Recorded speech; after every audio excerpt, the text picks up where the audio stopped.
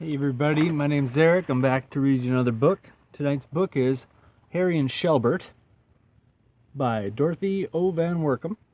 Pictures by Eric Ingram. Copyright 1977. Macmillan Publishing Company, Inc., New York, New York. Dedicated to Joan Laurie Nixon. No relation. Harry the Hare was having dinner with Shelbert the Tortoise. "This is a fine lettuce," said Harry. "What are those good black things?"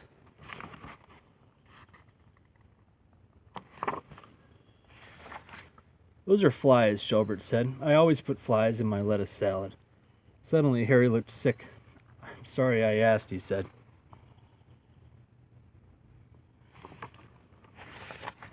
Shelbert popped a fly into his mouth. "You do not have to eat the flies," he said. "Leave them for me." Harry smiled. He said, "I like you, Shelbert. You are easy to get along with."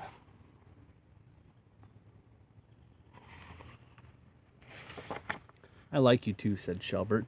"But did you know that once upon a time hares did not like tortoises at all?" "Why was that?" Harry asked. He helped himself to more salad, but without flies.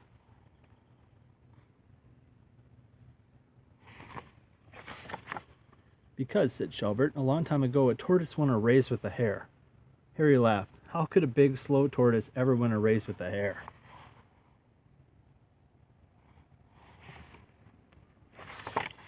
Shelbert leaned back in his chair. He put his feet up on a stool. "Let me tell you how it was," he said. Shelbert told Harry the tale of the hare and the tortoise.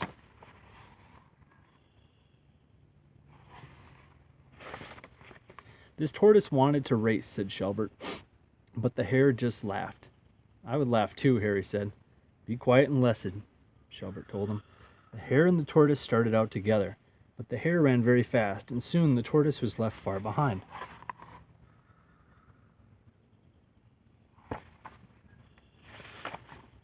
Harry nodded his head, but he kept quiet and listened. Shelbert said, "The hare ran a long way. He looked back, but he did not see the tortoise. So the hare thought he would stop and take a nap.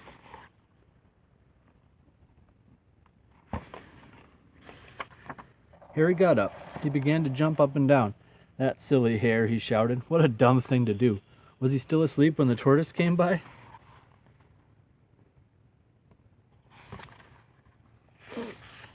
Shelbert ate another fly. "Oh, yes," he said, "and of course, the tortoise won the race." "That would never happen again," Harry said. "If you and I had a race, I would win it."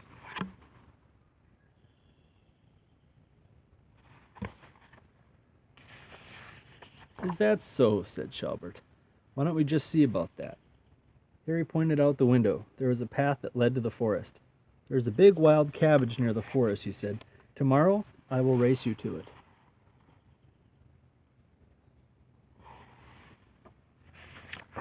Early the next morning, Harry and Shelbert started off down the path together. Harry ran very fast. Soon Shelbert was left far behind.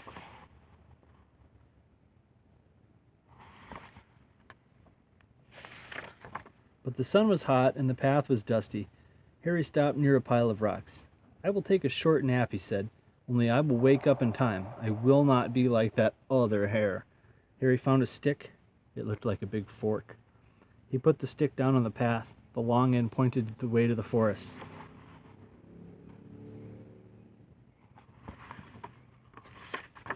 "When Shelbert crawls over the stick, his shell will get caught in the fork," Harry said. "He will try to get free, and I will hear him." So Harry went to sleep by the pile of rocks.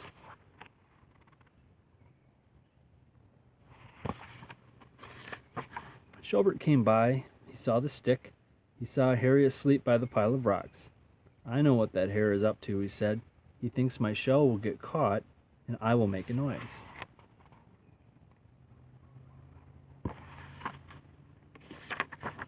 Shelbert picked up the stick and turned it around. He was careful not to make a sound. Then he hurried on his way.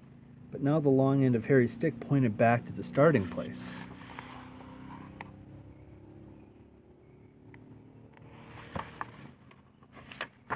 Harry did not wake up for a long time. At last he opened his eyes. Then he rubbed them. "What is the matter with my stick?" he said. "It looks all wrong. I must have turned around in my sleep."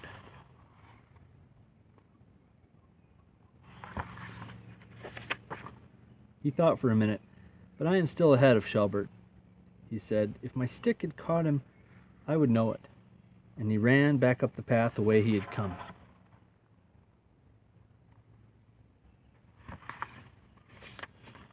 He thought he was finishing the race. "I will try not to laugh when Shelbert finds me waiting for him," Harry said. He ran and ran and ran. "This path seems twice as long as it ever was," Harry said. "I wonder why."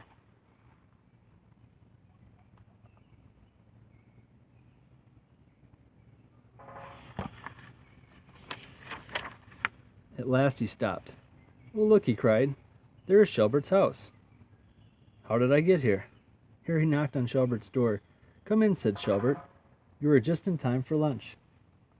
Harry said, "I'm all mixed up. I thought I was raising you to the big wild cabbage." "You were," Shelbert said, "but you fell asleep. I turned your stick around and beat you to the cabbage. Then I took the shortcut home."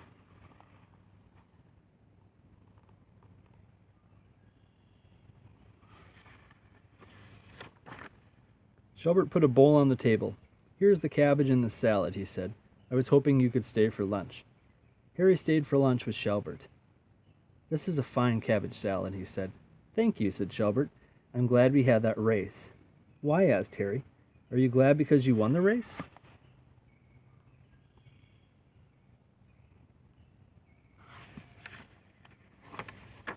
"No," Shelbert said. "I'm glad because I just found out that flies taste good with cabbage too."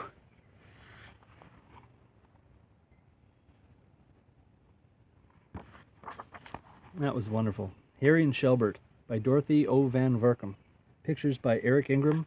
Copyright 1977. Macmillan Publishing Company. New York, New York. All right, we'll tune in tomorrow night. Hope you enjoyed it. Good night.